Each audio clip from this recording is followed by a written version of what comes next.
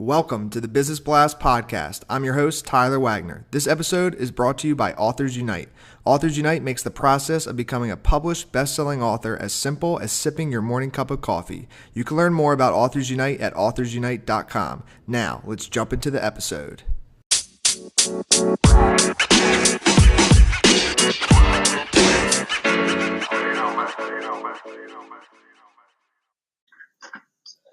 All right, everyone. Welcome back to another episode of the Business Blast podcast. I'm your host, Tyler Wagner. Today I have Judy with us. She is a chemical engineer who has dedicated her career to helping senior executives and their organizations fix critical business problems through the acceleration plus application plus adoption of innovation. So welcome to the show.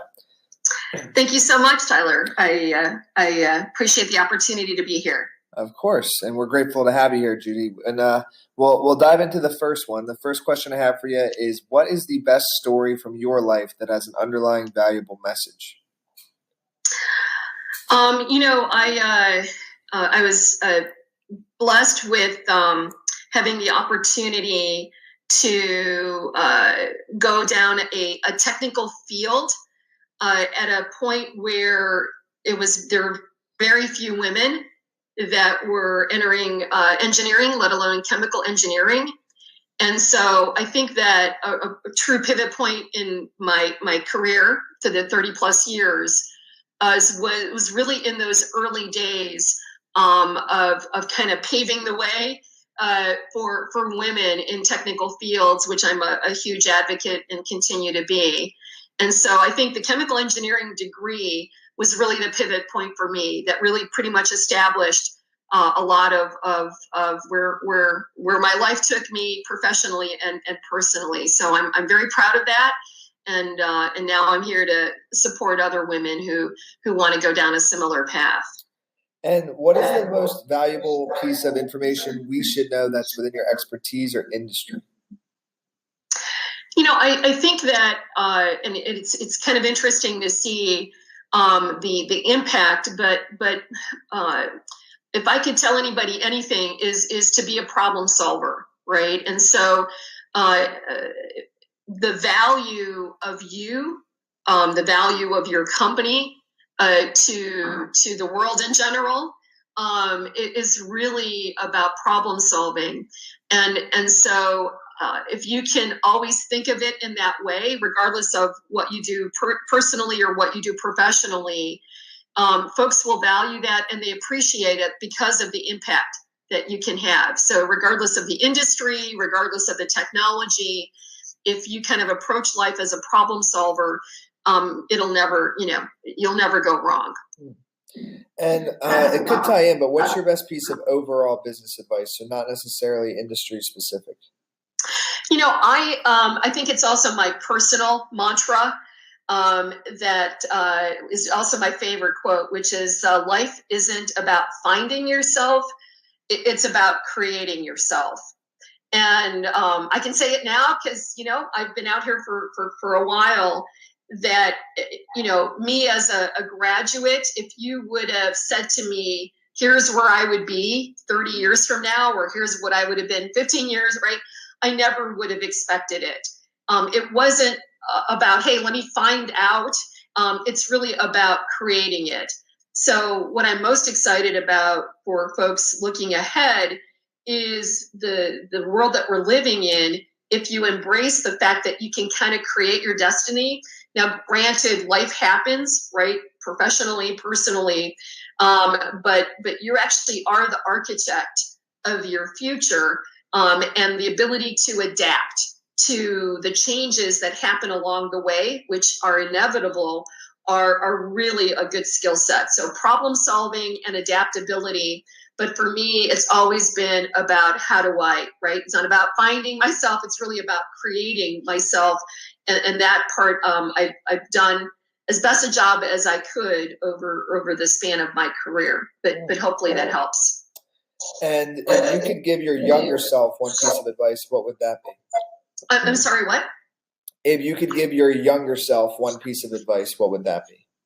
I think that especially in today's world moving forward, always find what you can learn from each experience. So one of the things that I always did, regardless of the company that I worked for, regardless of the industry that I was in, is two things. I wanted to leave the job that I had in a better position than where it started, right? So I wanted to have a positive impact, and I always wanted to learn from that experience. And as long as I did those two things, then it didn't really matter, right? And I found that as long as I could look back on every job as an employee, or when I started my first business or so forth, I wanted to do that, do better than what I had when it started, and then actually learn from the experience, which I think is one of the reasons I've had a pretty broad exposure to a lot of different industries, a lot of different technologies, and so forth. That's what I would recommend. And it kind of goes a little bit down a different path, but in your opinion, what's the key to happiness? Well, I think the key to happiness is one, that it's within your domain, right? So happiness is not something that's outside of you. Happiness is within you. And so it's a matter of how you adapt to situations. Do you allow anger to take control? So if you're always looking for external effect on happiness, then you'll be looking forever, right? And I know people like that, and it's hard because they're never happy. Whereas if you really focus on you and internally, regardless of what's happening outside, then happiness is really within your control. That's kind of my mantra. And what is the best book that you've read, and what was the number one thing you learned from that? It's kind of an interesting question. I'm an avid reader, so that's a hard question to answer. But I will say a pivotal book for me was written by Andy Grove. If you may remember Andy Grove, he was the CEO of Intel, and in fact, he has a similar background. My parents also emigrated from Hungary, just like he and his brother did. And of course, he came to the United States and went on to become the CEO of Intel. But he wrote a book called Only the Paranoid Survive. And it was a very popular book of its time. But a lot of the teachings in that book I still carry with me today. And it really has to do with not ever becoming comfortable that you've cracked the code, that you've won the game, right? The assumption is that there's always going to be somebody behind you that can disrupt the status quo. And so there's a whole bunch of companies out there, as you know, that, people like, I don't know, Blockbuster, right? So Blockbuster had its heyday, and all of a sudden there's this thing called Netflix that disrupted the way that we consume video, and all of a sudden the company's gone. Right. So regardless of your success, regardless of how much money you made, always have a sense of paranoia that there's somebody that's going to come behind you that's better than you, faster than you, cheaper than you.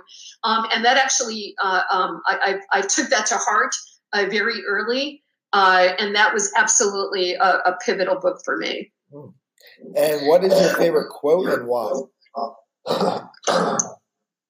Well, I shared that with you, right? Which is, life isn't about finding yourself; it's about creating yourself. Yeah, that is my quote, and I actually have a kind of a whole library of quotes, and I'm a big believer in inspirationalism. And every year I share the quote of the year on my holiday cards. It's become kind of my thing. That is awesome. And I think there's so many learnings from people who have passed on versus people who are still with us that have a connection to us intellectually and emotionally. So yeah, but that one for me has been with me for a long time. Thank you so much for coming on. The last question I have for you before we let you go is, where is the best place for people to find you online? Yeah, I love LinkedIn. So Judy Mode, MOD, you can find me on LinkedIn. And I love meeting new people, learning new things. I'm a huge fan of innovation and the application of innovation to solve business problems. And so that's probably the fastest and the best way to reach me. Perfect. Thanks again for jumping on. All right, Tyler, thank you so much. The podcast you just heard was published with Anchor. Got something you want to say to the creator of this show? Send them a voice message using the Anchor app, free for iOS and Android.